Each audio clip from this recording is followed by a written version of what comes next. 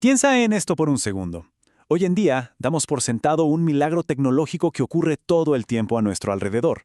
Tomas un pequeño conector de plástico, lo enchufas a la pared y de repente el Internet fluye de manera instantánea. Es como si fuera pura magia, ¿verdad? Pero detrás de esa aparente simplicidad existe una fascinante y feroz historia de ingeniería que ocurre completamente fuera de nuestra vista. En este análisis visual vamos a hacer un recorrido por las verdaderas arterias físicas de nuestra civilización digital moderna. Vamos a explorar la evolución técnica y esos enormes obstáculos físicos que se tuvieron que superar dentro de esos cables mundanos que silenciosamente alimentan cada dispositivo y servidor del planeta. Es, literalmente, la guerra secreta por la velocidad dentro del cableado UTP. Bien, adentrémonos en esto observando el asombroso contraste entre la pesadilla del pasado y la elegancia del presente. Si alguna vez viste una red de oficina en los años 80, sabrás que el cableado era un absoluto caos. La infraestructura dependía de unos cables coaxiales gruesos y negros. Eran súper rígidos, carísimos y serpenteaban por todas partes bajo las alfombras. Y escuchan esto, lo peor de todo es que usaban un diseño en cadena. O sea, si alguien tropezaba accidentalmente con un cable debajo de su escritorio, ¡pum! Absolutamente toda la red del departamento colapsaba en un instante. Si comparas esa tremenda fragilidad con el cable UTP moderno, que es súper flexible y te da conectividad instantánea gracias a su conector transparente, queda clarísimo que la industria necesitaba un cambio de paradigma urgente. Y así llegamos a la primera parte de nuestra historia, del caos al par trenzado. Superar ese desastre físico de los 80s requirió repensar desde cero cómo enviábamos los datos a través del espacio.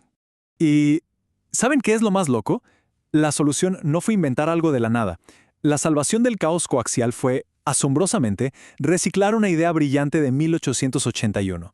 Sí, una patente de Alexander Graham Bell para la telefonía original, el famoso par trenzado. Así nació el estándar UTP. Pero claro, el cobre telefónico tradicional no estaba listo para los datos informáticos.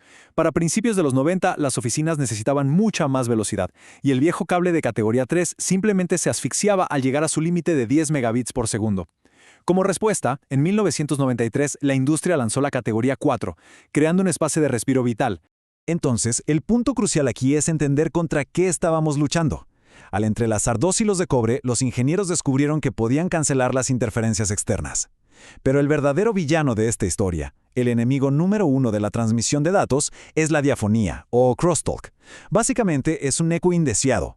Ocurre cuando los datos viajan tan rápido por un hilo que la señal literalmente salta o se filtra al hilo de al lado, corrompiendo por completo la información.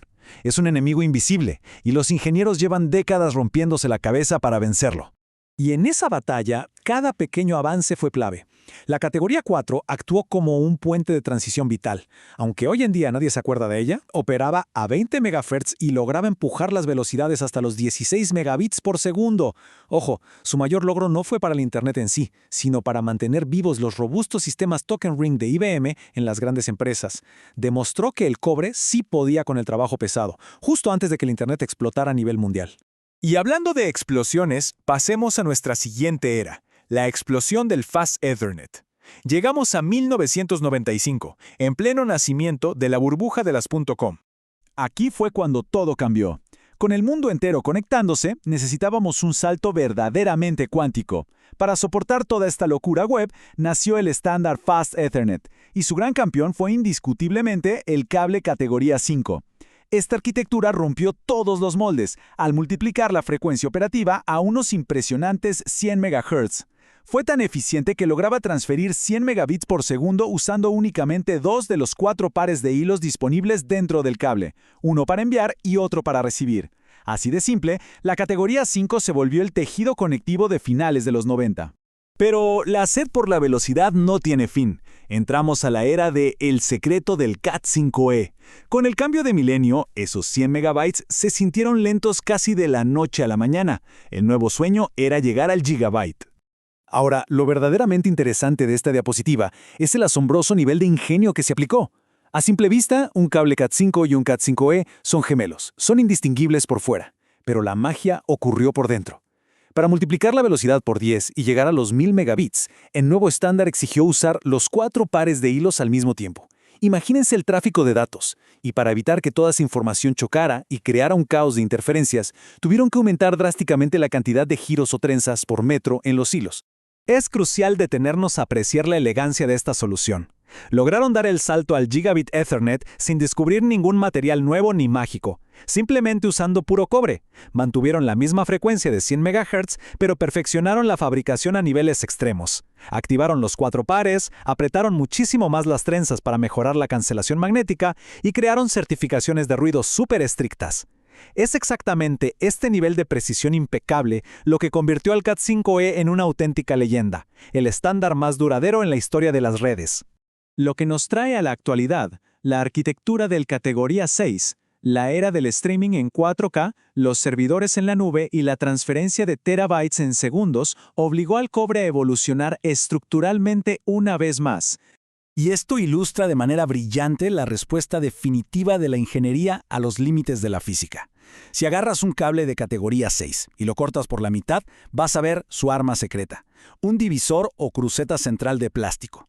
Este pequeño esqueleto interno, que jamás existió en las versiones anteriores, aísla físicamente a cada uno de los 4 pares a lo largo de todo el cable. Al mantener los hilos mecánicamente separados, esa molesta diafonía de la que hablamos antes cae a niveles mínimos históricos.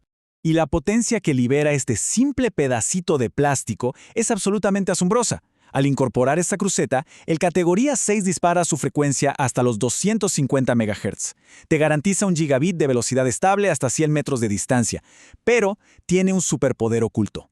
En distancias más cortas, digamos unos 55 metros, el categoría 6 puede empujar la brutal cantidad de 10 gigabits por segundo. Estamos hablando de 10.000 megabits fluyendo por un cable que no es más grueso que un lápiz. Es el estándar de oro absoluto hoy en día. Para ir cerrando nuestro análisis, hablemos de los hilos invisibles que sostienen todo. Después de ver cómo pasamos del coaxial rígido a la ingeniería de precisión del Cat6, creo que nuestra forma de ver la tecnología cambia por completo. Solemos pensar que vivimos en un futuro puramente inalámbrico, ¿verdad? Como si el Internet simplemente flotara a nuestro alrededor a través del Wi-Fi. Pero la realidad es muy distinta. Las ondas inalámbricas, por más potentes que sean, solo avanzan unos cuantos metros antes de chocar contra una pared o encontrar un enrutador.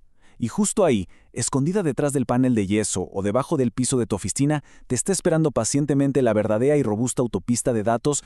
Así que terminemos con esta reflexión. Desde esos humildes 16 megabits hasta las monstruosas autopistas de 10 gigabits de la actualidad, queda clarísimo que nuestra civilización digital no está realmente flotando en las nubes, está súper anclada a la Tierra, sostenida centímetro a centímetro por la brillante ingeniería de unos hilos de cobre trenzados. Y la verdad te hace pensar, ¿es este mundo inalámbrico solo un grandioso truco de magia?